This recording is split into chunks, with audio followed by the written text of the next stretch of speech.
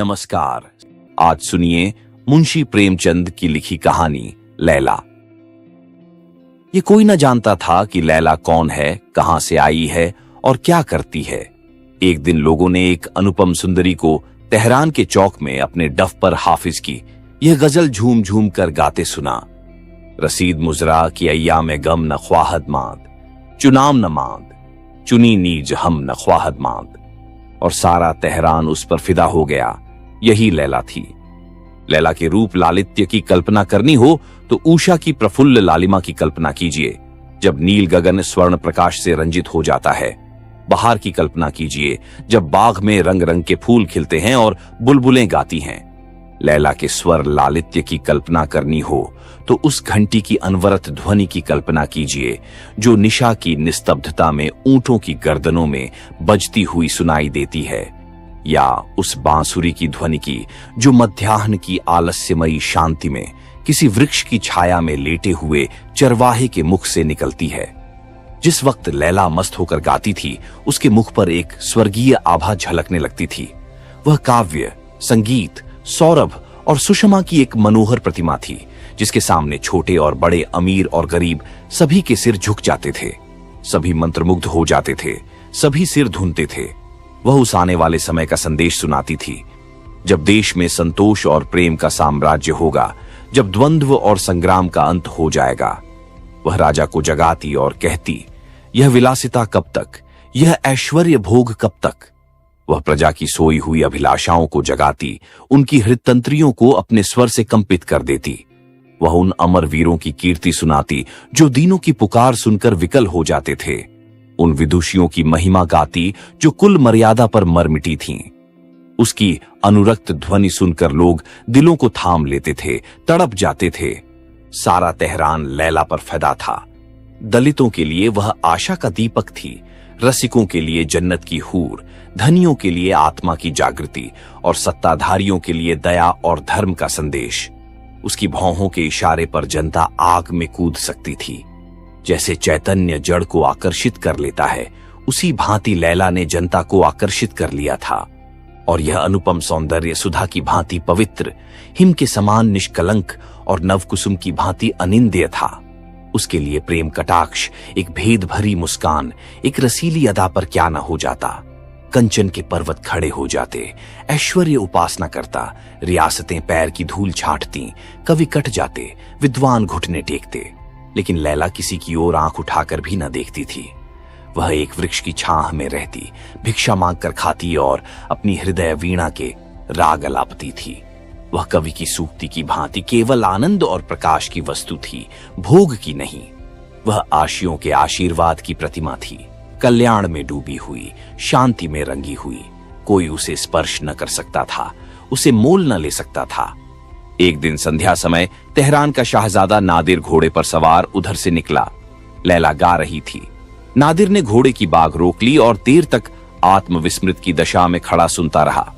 गजल का पहला शेर यह था, मरा दर्देस्त अंदर दिल, अगर गोयम जवां सोजद, बगैर दम दरक्षम, तरसन की मगजो उस्तख्वान सोजद।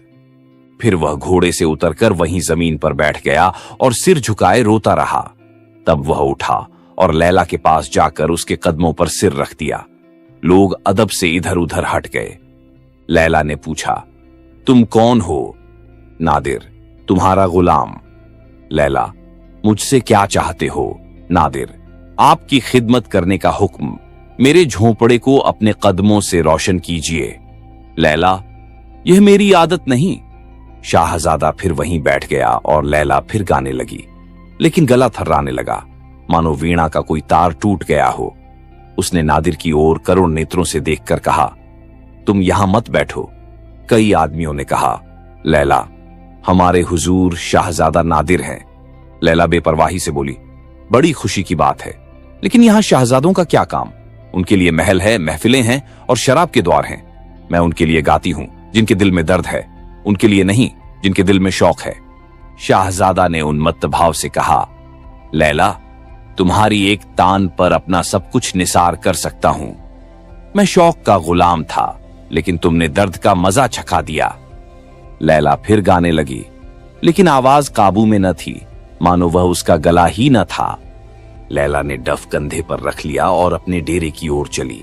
श्रोता अपने अपने घर चले। कुछ लोग उसके पीछे पीछे उस वृक्ष तक आए जहां वह विश्राम करती थी। जब वह अपनी झोपड़ी के द्वार पर पहुंची तब सभी आदमी विदा हो चुके थे। केवल एक आदमी झोपड़ी से कई हाथ पर चुपचाप खड़ा था। लैला ने पूछा, तुम कौन हो? नादिर ने कहा, तुम्हारा गुलाम। नादिर, लैला, तुम्हें मालूम नहीं कि मैं अपने अमन के गोशे में किसी को नहीं आने देती? नादिर, ये तो देख ही रहा हूं। लैला, फिर क्यों बैठे हो? नादिर, उम्मीद दामन पकड़े हुए है। लैला ने कुछ देर के बाद फिर पूछा, कुछ खाकर आए हो? नादिर, अब तो न भूख है न प्यास। लैला, आओ आज तुम्हें गरीबों का खाना खिलाऊं, इसका मजा भी छक लो। नादिर इनकार न कर सका। आज उसे बाजरे की रोटियों में अभूतपूर्व स्वाद मिला। वह सोच रहा था कि विश्व के इस विशाल भवन में कितना आनंद है। उसे अपनी आत्मा में विकास का अनुभव हो रहा था। जब वह खा चुका तब लैला ने कहा, अब जाओ, आधी रात से ज्यादा गुजर गई। नादिर ने आंखों में आंसू भरकर कहा, नहीं लैला, अब मेरा आसन भी यहीं जमेगा। नादिर दिन भर लैला के नगमे सुनता, गलियों में, सड़कों पर जहां वह जाती उसके पीछे पीछे घूमता रहता। रात को उसी पेड़ के नीचे जाकर पड़ रहता। बादशाह ने समझाया, मलका ने समझाया, उमरा ने मिन्नतें की, लेकिन नादिर के सिर से लैला का सौदा न गया। जिन हालों लैला रहती थी उन हालों वह भी रहता था। मलका उसके लिए अच्छे से अच्छे खाने बनाकर भेजती, लेकिन नादिर उनकी ओर देखता भी न था। लेकिन लैला के संगीत में अब वह क्षुधा न थी। वह टूटे हुए तारों का राग था, जिसमें न वह लोच था, न वह जादू, न वह असर। वह अब भी गाती थी, सुनने वाले अब भी आते थे, लेकिन अब वह अपना दिल खुश करने को नहीं, उनका दिल खुश करने को गाती थी, और सुनने वाले विह्वल होकर नहीं, उसको खुश करने के लिए आते थे। इस तरह 6 महीने गुजर गए। एक दिन लैला गाने न गई। नादिर ने कहा, क्यों लैला, आज गाने न चलोगी? लैला ने कहा, अब कभी ना जाऊंगी। सच कहना, तुम्हें अब भी मेरे गाने में पहले ही कासा मजा आता है? नादिर बोला, पहले से कहीं ज्यादा। लैला, लेकिन और लोग तो अब नहीं पसंद करते। नादिर, हां, मुझे इसका ताज्जुब है। लैला, ताज्जुब की बात नहीं, पहले मेरा दिल खुला हुआ था, उसमें सबके लिए जगह थी, वह सबके दिलों में पहुंचती थी। अब तुमने उसका दरवाजा बंद कर दिया। अब वहां सिर्फ तुम हो, इसीलिए उसकी आवाज तुम्ही को पसंद आती है। यह दिल अब तुम्हारे सिवा और किसी के काम का नहीं रहा। चलो, आज तक तुम मेरे गुलाम थे, आज से मैं तुम्हारी लौंडी होती हूं। चलो, मैं तुम्हारे पीछे पीछे चलूंगी। आज से तुम मेरे मालिक हो। थोड़ी सी आग लेकर इस झोंपड़े में लगा दो, इस डफ को उसी में जला दूंगी। तेहरान में घर घर आनंदोत्सव हो रहा था। आज शाहजादा नादिर लैला को ब्याह कर लाया था। बहुत दिनों के बाद उसके दिल की मुराद पूरी हुई थी। सारा तेहरान शाहजादे पर जान देता था और उसकी खुशी में शरीक था। बादशाह ने तो अपनी तरफ से मुनादी करवा दी थी कि इस शुभ अवसर पर धन और समय का अपव्यय न किया जाए। केवल लोग मस्जिदों में जमा होकर खुदा से दुआ मांगें कि वर और वधू चिरंजीवी हों और सुख से रहें। लेकिन अपने प्यारे शाहजादे की शादी में धन और धन से अधिक मूल्यवान समय का मुंह देखना किसी को गवारा न था। रईसों ने महफिलें सजाईं, चिराग जलाए, बाजे बजवाए। गरीबों ने अपनी डफलियां संभाली और सड़कों पर घूम घूम कर उछलते कूदते फिरे। संध्या के समय शहर के सारे अमीर और रईस शाहजादे को बधाई देने के लिए दीवाने खास में जमा हुए। शाहजादा इत्रों से महकता, रत्नों से चमकता और मनोल्लास से खिलता हुआ आकर खड़ा हो गया। काजी ने अर्ज की, हुजूर पर खुदा की बरकत हो। हजारों आदमियों ने कहा, आमीन। शहर की ललनाएं भी लैला को मुबारकबाद देने आईं। लैला बिल्कुल सादे कपड़े पहने थी, आभूषणों का कहीं नाम न था। एक महिला ने कहा, आपका सुहाग सदा सलामत रहे। हजारों कंठों से ध्वनि निकली, आमीन। कई साल गुजर गए। नादिर अब बादशाह था और लैला उसकी मलका। ईरान का शासन इतने सुचारू रूप से कभी न हुआ था। दोनों ही प्रजा के हितैषी थे, दोनों ही उसे सुखी और संपन्न देखना चाहते थे। प्रेम ने वे सभी कठिनाइयां दूर कर दी जो लैला को पहले शंकित करती रहती थीं। नादिर राजसत्ता का वकील था, लैला प्रजासत्ता की, लेकिन व्यावहारिक रूप से उनमें कोई भेद न पड़ता था। कभी यह दब जाता, कभी वह हट जाती। उनका दाम्पत्य जीवन आदर्श था। नादिर लैला का रुख देखता था, लैला नादिर का। काम से अवकाश मिलता तो दोनों बैठकर गाते बजाते, कभी नदियों की सैर करते, कभी किसी वृक्ष की छांव में बैठे हुए हाफिज की गजलें पढ़ते और झूमते। न लैला में अब उतनी सादगी थी, न नादिर में अब उतना तकल्लुफ था। नादिर का लैला पर एकाधिपत्य था, जो साधारण बात थी। जहां बादशाहों की महलसरा में बेगमों के मोहल्ले बसते थे, दर्जनों और कौड़ियों से उनकी गणना होती थी, वहां लैला अकेली थी। उन महलों में अब शफाखाने, मदरसे और पुस्तकालय थे। जहां महलसरों का वार्षिक व्यय करोड़ों तक पहुंचता था, वहां अब हजारों से आगे न बढ़ता था। शेष रुपये प्रजाहित के कामों में खर्च कर दिए जाते थे। ये सारी कतरब्योंत लैला ने की थी। बादशाह नादिर था, पर अख्तियार लैला के हाथों में था। सब कुछ था, किंतु प्रजा संतुष्ट न थी। उसका असंतोष दिन दिन बढ़ता जाता था। राजसत्तावादियों को भय था कि अगर यही हाल रहा तो बादशाहत के मिट जाने में संदेह नहीं। जमशेद का लगाया हुआ वृक्ष, जिसने हजारों सदियों से आंधी और तूफान का मुकाबला किया, अब एक हसीना के नाजुक पर कातिल हाथों जड़ से उखाड़ा जा रहा है। उधर प्रजासत्तावादियों को लैला से कितनी आशाएं थीं, सभी दुराशाएं सिद्ध हो रही थीं। वे कहते, अगर ईरान इस चाल से तरक्की के रास्ते पर चलेगा तो इससे पहले कि वह मंजिले मकसूद पर पहुंचे, कयामत आ जाएगी।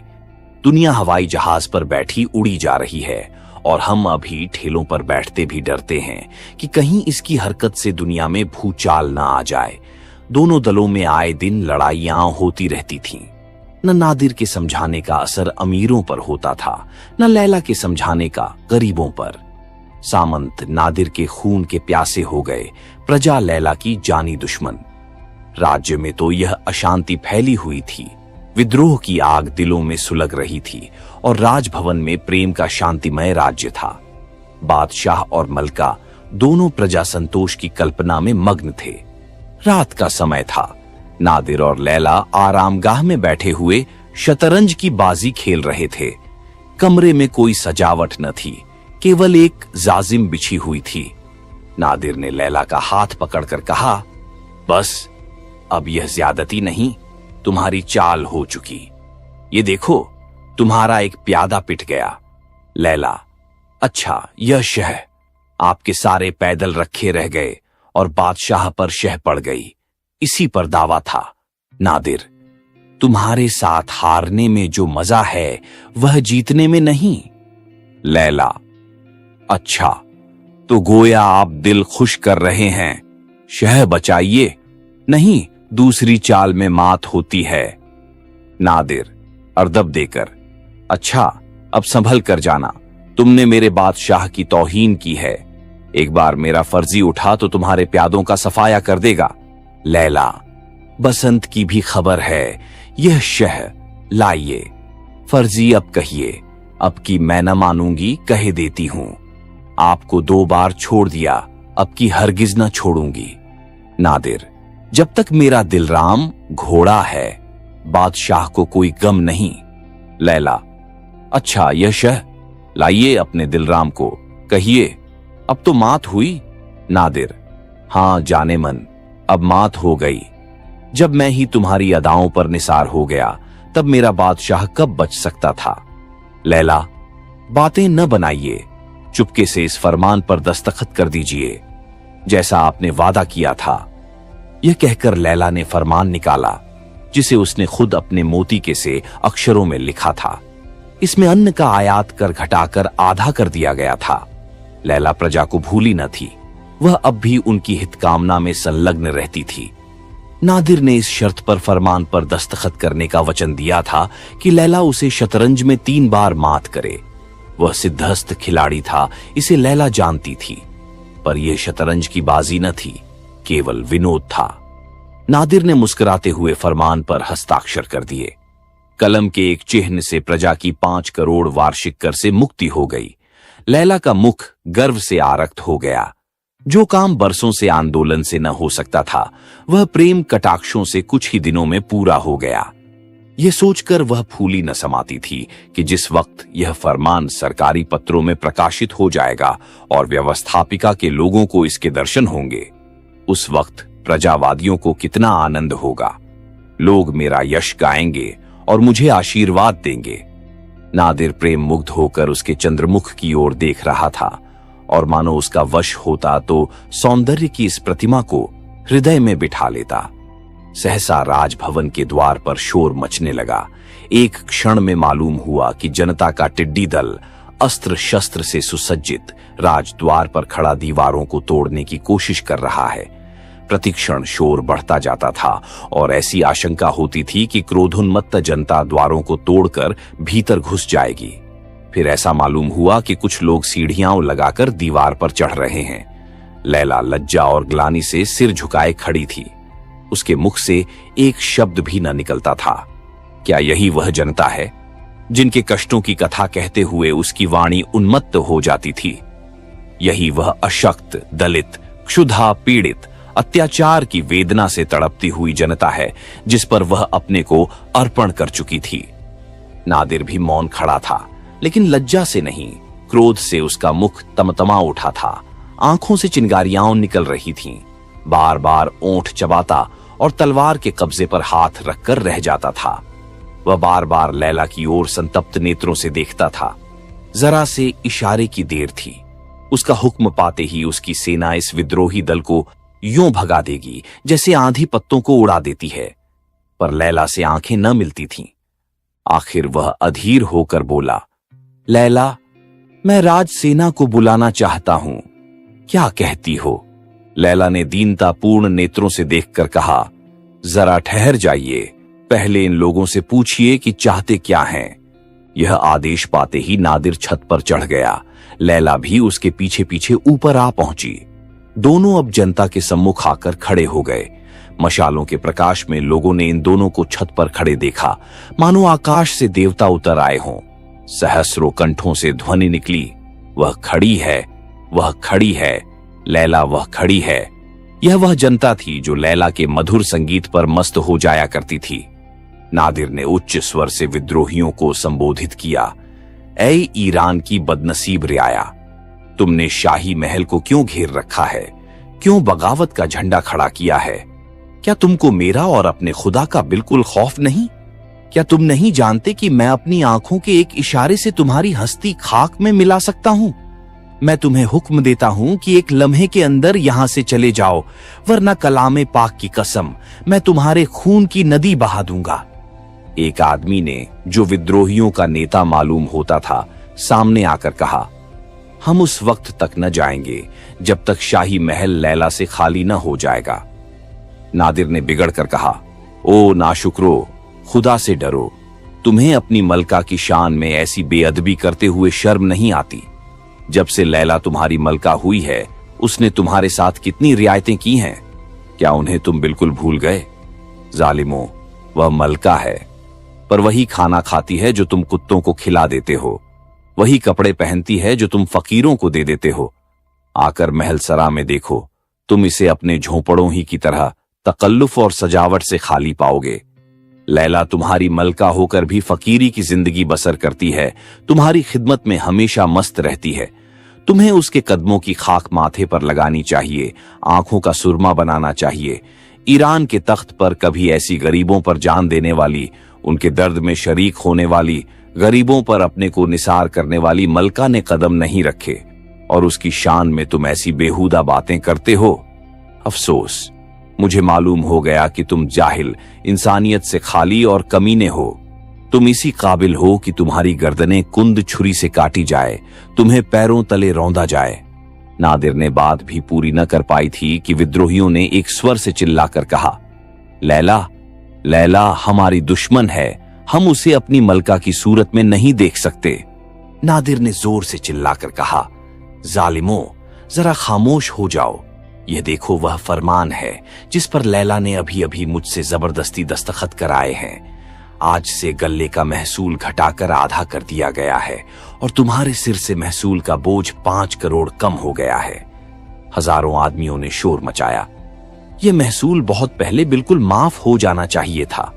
हम एक कौड़ी नहीं दे सकते। लैला, लैला, हम उसे अपनी मलका की सूरत में नहीं देख सकते। अब बादशाह क्रोध से कांपने लगा। लैला ने सजल नेत्र होकर कहा, अगर रियाया की यही मर्जी है कि मैं फिर डफ बजा बजा कर गाती फिरूं तो मुझे कोई उज्र नहीं। मुझे यकीन है कि मैं अपने गाने से एक बार फिर इनके दिल पर हुकूमत कर सकती हूं। नादिर ने उत्तेजित होकर कहा, लैला, मैं रियाया की तुनुक मिजाजियों का गुलाम नहीं। इससे पहले कि मैं तुम्हें अपने पहलू से जुदा करूं, तेहरान की गलियां खून से लाल हो जाएंगी। मैं इन बदमाशों को इनकी शरारत का मजा चखाता हूं। नादिर ने मीनार पर चढ़कर खतरे का घंटा बजाया।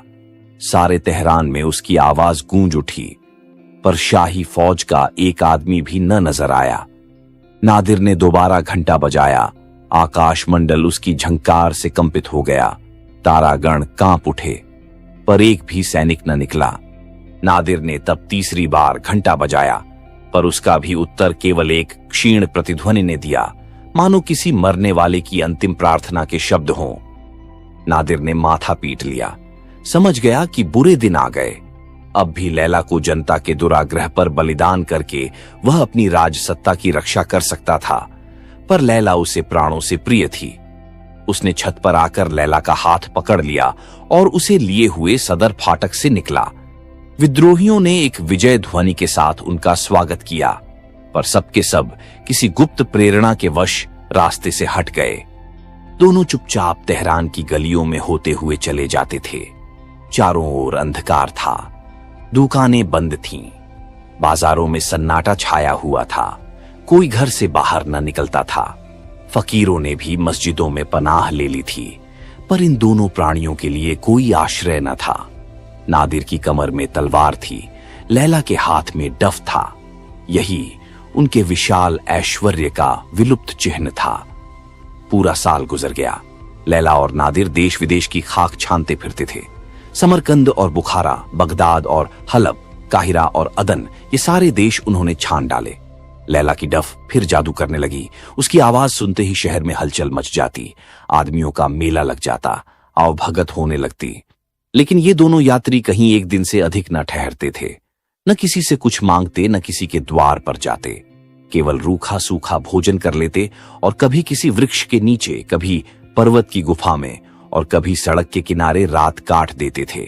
संसार के कठोर व्यवहार ने उन्हें विरक्त कर दिया था। उसके प्रलोभन से कोसों दूर भागते थे। उन्हें अनुभव हो गया था कि यहां जिसके लिए प्राण अर्पण कर दो वही अपना शत्रु हो जाता है। जिसके साथ भलाई करो वही बुराई पर कमर बांधता है। यहां किसी से दिल न लगाना चाहिए।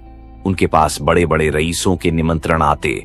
उन्हें एक दिन अपना मेहमान बनाने के लिए लोग हजारों मिन्नतें करते, पर लैला किसी की न सुनती। नादिर को अब तक कभी कभी बादशाहत की सनक सवार हो जाती थी।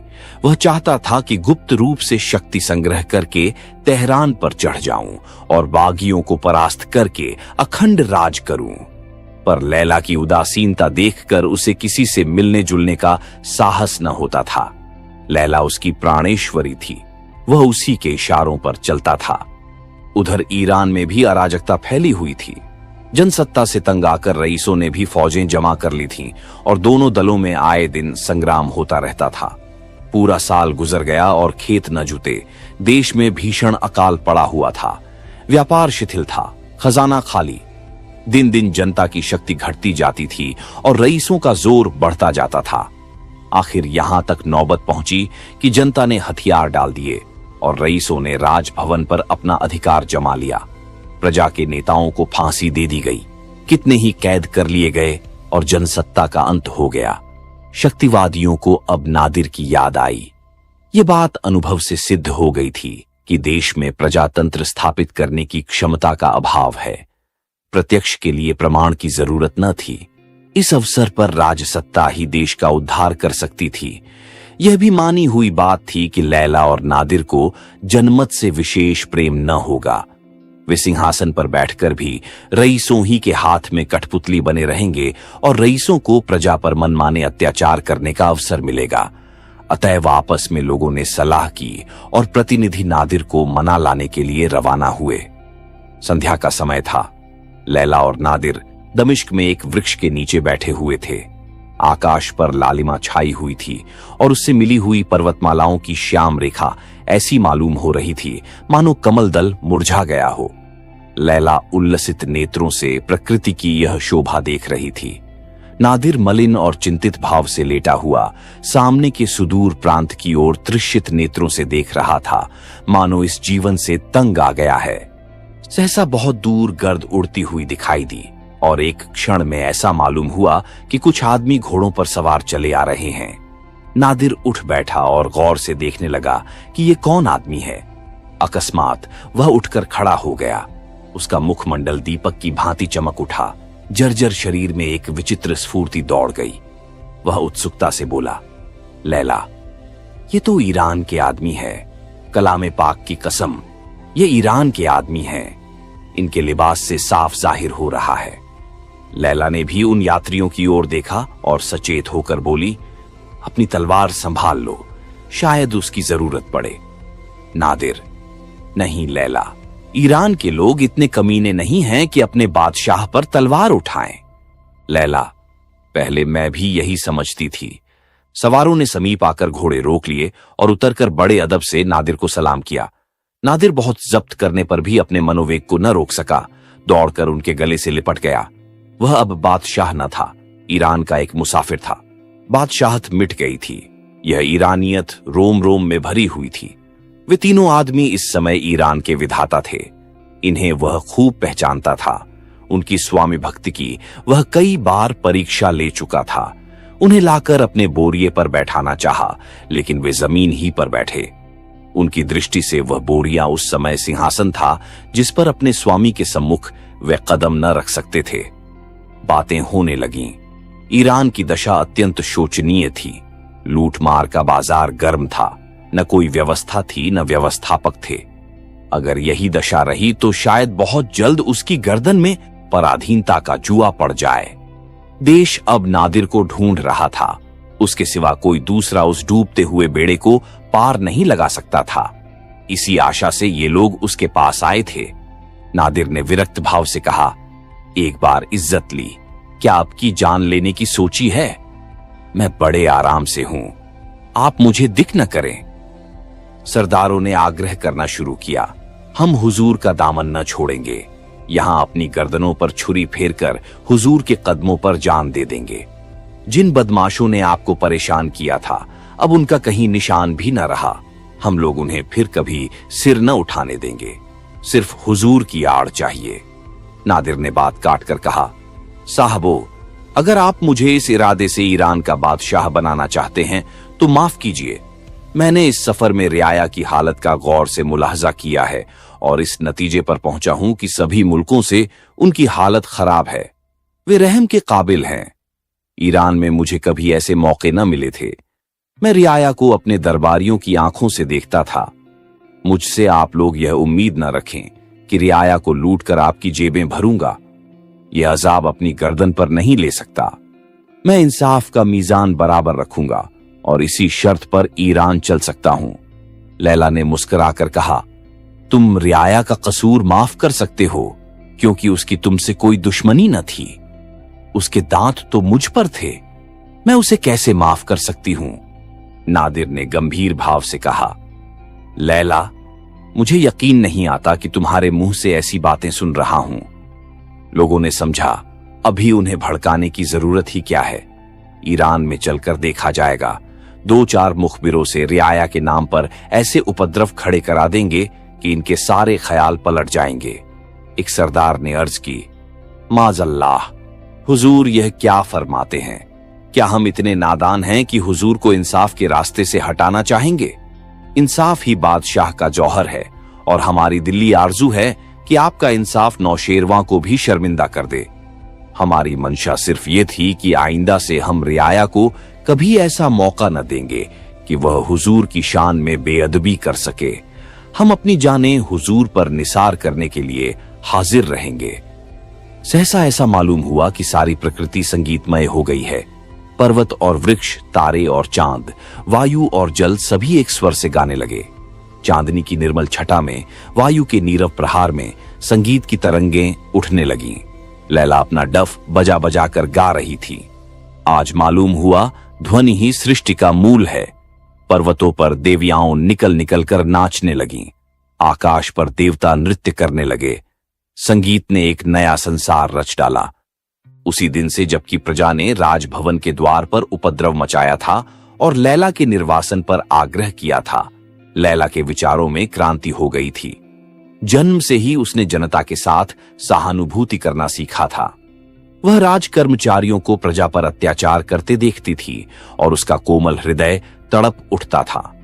तब धन, ऐश्वर्य और विलास से उसे घृणा होने लगती थी, जिसके कारण प्रजा को इतने कष्ट भोगने पड़ते हैं। वह अपने में किसी ऐसी शक्ति का आह्वान करना चाहती थी जो आतताइयों के हृदय में दया और प्रजा के हृदय में अभय का संचार करे। उसकी बाल कल्पना उसे एक सिंहासन पर बिठा देती, जहां वह अपनी न्याय नीति से संसार में युगांतर उपस्थित कर देती। कितनी रातें उसने यही स्वप्न देखने में काटी थीं। कितनी बार वह अन्याय पीड़ितों के सिरहाने बैठकर रोई थी। लेकिन जब एक दिन ऐसा आया कि उसके स्वर्ण स्वप्न आंशिक रीति से पूरे होने लगे, तब उसे एक नया और कठोर अनुभव हुआ। उसने देखा कि प्रजा इतनी सहनशील, इतनी दीन और दुर्बल नहीं है जितना वह समझती थी। इसकी अपेक्षा उसमें ओछेपन, अविचार और अशिष्टता की मात्रा कहीं अधिक थी। वह सद्व्यवहार की कद्र करना नहीं जानती, शक्ति पाकर उसका सदुपयोग नहीं कर सकती। उसी दिन से उसका दिल जनता से फिर गया था। जिस दिन नादिर और लैला ने फिर तेहरान में पदार्पण किया, सारा नगर उनका अभिवादन करने के लिए निकल पड़ा। शहर पर आतंक छाया हुआ था। चारों ओर करुण रुदन की ध्वनि सुनाई देती थी। अमीरों के मोहल्ले में श्री लौटती फिरती थी। गरीबों के मोहल्ले उजड़े हुए थे। उन्हें देखकर कलेजा फटा जाता था। नादिर रो पड़ा, लेकिन लैला के ओंठों पर निष्ठुर निर्दय हास्य अपनी छटा दिखा रहा था। नादिर के सामने अब एक विकट समस्या थी।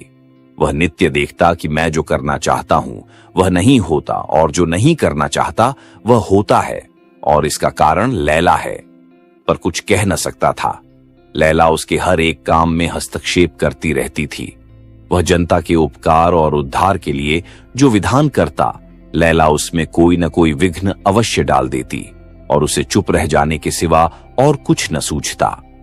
लैला के लिए उसने एक बार राज्य का त्याग कर दिया था। तब आपत्तिकाल ने लैला की परीक्षा ली थी। इतने दिनों की विपत्ति में उसे लैला के चरित्र का जो अनुभव प्राप्त हुआ था, वह इतना मनोहर, इतना सरस था कि वह लैलामय हो गया था। लैला ही उसका स्वर्ग थी। उसके प्रेम में रत रहना ही उसकी परम अभिलाषा थी। इस लैला के लिए वह अब क्या कुछ न कर सकता था। प्रजा की और साम्राज्य की उसके सामने क्या हस्ती थी। इस भांति 3 साल बीत गए। प्रजा की दशा दिन दिन बिगड़ती ही गई।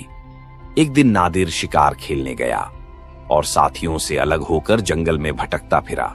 यहां तक कि रात हो गई और साथियों का पता न चला। घर लौटने का भी रास्ता न जानता था। आखिर खुदा का नाम लेकर एक तरफ चला कि कहीं तो कोई गांव या बस्ती का नाम निशान मिलेगा। वहां रात भर पड़ा रहूंगा, सवेरे लौट जाऊंगा। चलते चलते जंगल के दूसरे सिरे पर उसे एक गांव नजर आया, जिसमें मुश्किल से 3-4 घर होंगे। हाँ, एक मस्जिद अलबत्ता बनी हुई थी। मस्जिद में एक दीपक टिमटिमा रहा था, पर किसी आदमी या आदमजात का निशान न था। आधी रात से ज्यादा बीत चुकी थी, इसलिए किसी को कष्ट देना भी उचित न था। नादिर ने घोड़े को एक पेड़ से बांध दिया और उसी मस्जिद में रात काटने की ठानी। वहां एक फटी सी चटाई पड़ी हुई थी, उसी पर लेट गया। दिन भर का थका था, लेटते ही नींद आ गई। मालूम नहीं वह कितनी देर तक सोता रहा, पर किसी की आहट पाकर चौंका तो क्या देखता है कि एक बूढ़ा आदमी बैठा नमाज पढ़ रहा है। नादिर को आश्चर्य रहा कि इतनी रात गए कौन नमाज पढ़ रहा है। उसे यह खबर न थी कि रात गुजर गई और यह फज्र की नमाज है। वह पड़ा पड़ा देखता रहा।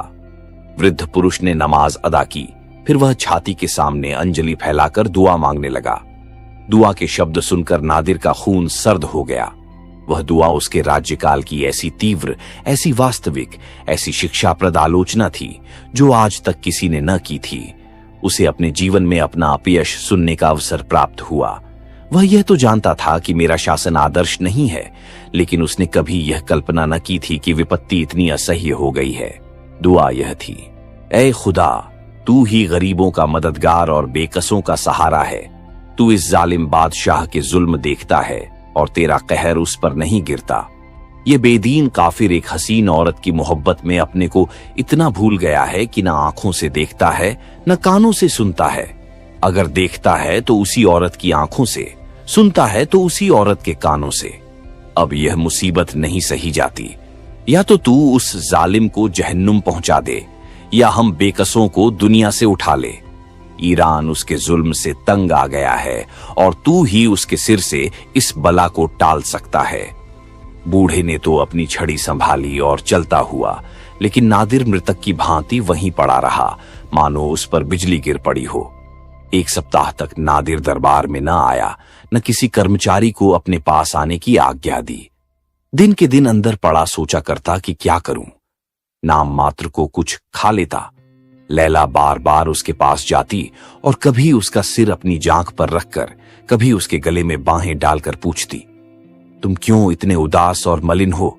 नादिर उसे देखकर रोने लगता, पर मुंह से कुछ न कहता। यश या लैला, यही उसके सामने कठिन समस्या थी। उसके हृदय में भीषण द्वंद्व रहता और वह कुछ निश्चय न कर सकता था। यश प्यारा था, पर लैला उससे भी प्यारी थी। वह बदनाम होकर जिंदा रह सकता था, पर लैला के बिना वह जीवन की कल्पना ही न कर सकता था। लैला उसके रोम रोम में व्याप्त थी। अंत को उसने निश्चय कर लिया, लैला मेरी है, मैं लैला का हूं, न मैं उससे अलग, न वह मुझसे जुदा। जो कुछ वह करती है मेरा है, जो कुछ मैं करता हूं उसका है। यहां मेरा और तेरा का भेद ही कहां। बादशाहत नश्वर है, प्रेम अमर। हम अनंत काल तक एक दूसरे के पहलू में बैठे हुए स्वर्ग के सुख भोगेंगे। हमारा प्रेम अनंत काल तक आकाश में तारे की भांति चमकेगा। नादिर प्रसन्न होकर उठा। उसका मुखमंडल विजय की लालिमा से रंजित हो रहा था। आंखों में शौर्य टपका पड़ता था। वह लैला के प्रेम का प्याला पीने जा रहा था, जिसे 1 सप्ताह से उसने मुंह नहीं लगाया था। उसका हृदय उसी उमंग से उछला पड़ता था जो आज से 5 साल पहले उठा करती थी। प्रेम का फूल कभी नहीं मुरझाता, प्रेम की नींद कभी नहीं उतरती। लेकिन लैला की आरामगाह के द्वार बंद थे और उसका डफ, जो द्वार पर नित्य एक खूंटी से लटका रहता था, गायब था। नादिर का कलेजा सन्न सा हो गया। द्वार बंद रहने का आशय तो यह हो सकता था कि लैला बाग में होगी, लेकिन डफ कहां गया? संभव है वह डफ लेकर बाग में गई हो, लेकिन यह उदासी क्यों छाई है? यह हसरत क्यों बरस रही है? नादिर ने कांपते हुए हाथों से द्वार खोल दिया। लैला अंदर न थी। पलंग बिछा हुआ था, शमा जल रही थी, वजू का पानी रखा हुआ था। नादिर के पांव थर्राने लगे। क्या लैला रात को भी नहीं सोई? कमरे की एक एक वस्तु में लैला की याद थी, उसकी तस्वीर थी, उसकी महक थी, लेकिन लैला न थी। मकान सूना मालूम होता था, ज्योतिहीन नेत्र। नादिर का दिल भर आया। उसकी हिम्मत न पड़ी कि किसी से कुछ पूछे। हृदय इतना कातर हो गया कि हतबुद्ध की भांति फर्श पर बैठकर बिलख बिलख कर रोने लगा। जब जरा आंसू थमे तब उसने बिस्तर को सूंघा कि शायद लैला के स्पर्श की कुछ गंध आए, लेकिन खस और गुलाब की महक के सिवा और कोई सुगंध न थी। सहसा उसे तकिए के नीचे से बाहर निकला हुआ एक कागज का पुर्जा दिखाई दिया।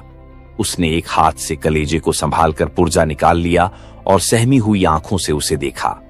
एक निगाह में सब कुछ मालूम हो गया। वह नादिर की किस्मत का फैसला था। नादिर के मुंह से निकला, हाय लैला, और वह मूर्छित होकर जमीन पर गिर पड़ा। लैला ने पुर्जे में लिखा था, मेरे प्यारे नादिर, तुम्हारी लैला तुमसे जुदा होती है, हमेशा के लिए। मेरी तलाश मत करना, तुम मेरा सुराग न पाओगे। मैं तुम्हारी मोहब्बत की लौंडी थी, तुम्हारी बादशाहत की भूखी नहीं। आज 1 हफ्ते से देख रही हूं तुम्हारी निगाह फिरी हुई है। तुम मुझसे नहीं बोलते, मेरी तरफ आंख उठाकर नहीं देखते, मुझसे बेजार रहते हो। मैं किन किन अरमानों से तुम्हारे पास जाती हूं और कितनी मायूस होकर लौटती हूं, इसका तुम अंदाज नहीं कर सकते। मैंने इस सजा के लायक कोई काम नहीं किया। मैंने जो कुछ किया है तुम्हारी ही भलाई के ख्याल से। एक हफ्ता मुझे रोते गुजर गया। मुझे मालूम हो रहा है कि अब मैं तुम्हारी नजरों से गिर गई, तुम्हारे दिल से निकाल दी गई। आह, ये 5 साल हमेशा याद रहेंगे, हमेशा तड़पाते रहेंगे। यही डफ लेकर आई थी, वही लेकर जाती हूं। 5 साल मोहब्बत के मजे उठाकर जिंदगी भर के लिए हसरत का दाग लिए जाती हूं। लैला मोहब्बत की लौंडी थी। जब मोहब्बत न रही तब लैला क्यों कर रहती? रुखसत। आप सुन रहे थे मुंशी प्रेमचंद की लिखी कहानी लैला।